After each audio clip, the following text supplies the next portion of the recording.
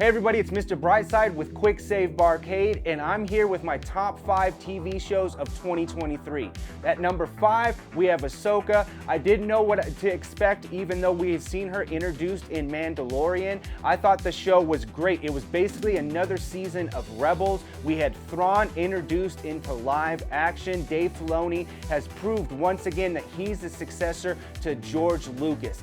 Even though I've not been a fan of most of Disney's output of Star Wars, their TV shows have been great. The lightsaber duels were absolutely fantastic. The actors did a good job seeing those Rebel characters jump from animation to live action. And guess what? At the end, Thrawn escapes. I can't wait to see where he turns up next. Will it be Mandalorian, another season of Ahsoka, or that Mandalorian movie we keep hearing about? At number 4, we have Gen V, which is a spin-off of The Boys, which is probably one of the absolute best comic books that is not Marvel or DC, and definitely one of the best comic book TV shows. This one takes place all inside of basically a superhero college, and it brings all that gore, all that comedy, all that gross out, and takes it up to 11. It ties into The Boys of the next season. All the actors do a great job. The story, the mystery, everything about it is expertly done. I was really surprised on how good this TV show is, and I can't wait to see more spin-offs and see the next season of The Boys, and of course, see another season of Gen V.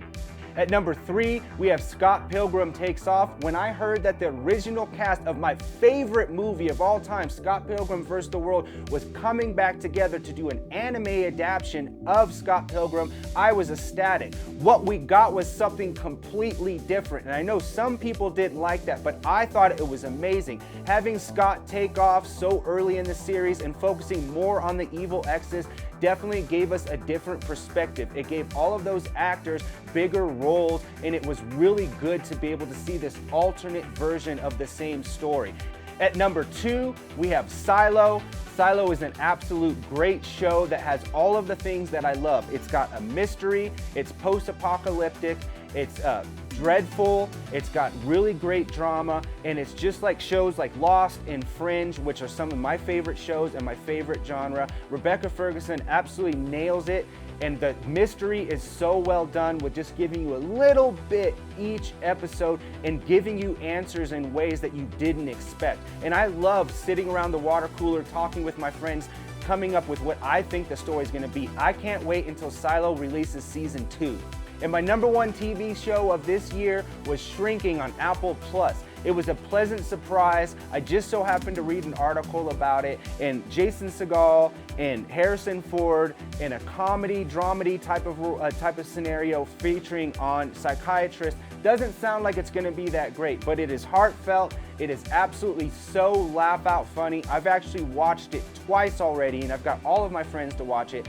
Harrison Ford absolutely kills it doing comedy, which is definitely something that you don't see him do very much. That cranky old man, he plays so well. The writing is superb. Shrinking, if you haven't seen it, get Apple Plus, definitely check it out. My honorable mentions in TV shows this year is Last of Us. The reason why it's not in my top 5 is The Last of Us isn't one of my favorite video games. I think the video games are okay.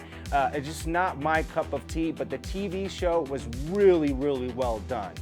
It had some really great episodes. The fact that they had the original creators as part of the TV show really showed, and it was very, very well done. The special effects, the acting, everything. Pedro Pascal, definitely 2023 was his year, and I'm excited for season 2. Another honorable mention is Monarch from Apple Plus. It takes place in the Godzilla monsterverse. It focuses more on the humans. It's got Kurt Russell, it's got his son playing the same character across multiple decades. And even though it focuses more on the humans and not so much on the Titans, it is expertly done, it's well acted, it's got a great story, a great mystery, and I can't wait to see more of this series.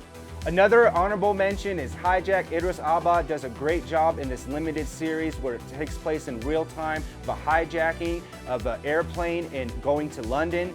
I thought that it was really well executed, it was well acted, it had a lot of suspense. I know that some people thought that they went too far and some of the things didn't make sense. I thought it was great, it was a lot of fun. I like limited series, you kind of get a whole story and that's it. If you haven't checked it out, you definitely need to get Apple Plus. My last honorable mention is Fubar. Seeing Arnold Schwarzenegger, my hero as a kid, in a TV series that's basically a sequel to True Lies. Well, I mean, at least I think that. It's funny, it's got great action, and yes, I know Schwarzenegger's old, but I don't care how old he is. If he's in something, I'm definitely gonna see it. It's a great show, and the fact that it's getting a second season, I'm really excited about. If you guys like these videos and you wanna keep up to date and you wanna see our streaming, go ahead and like this video, subscribe, and make sure and turn on notifications.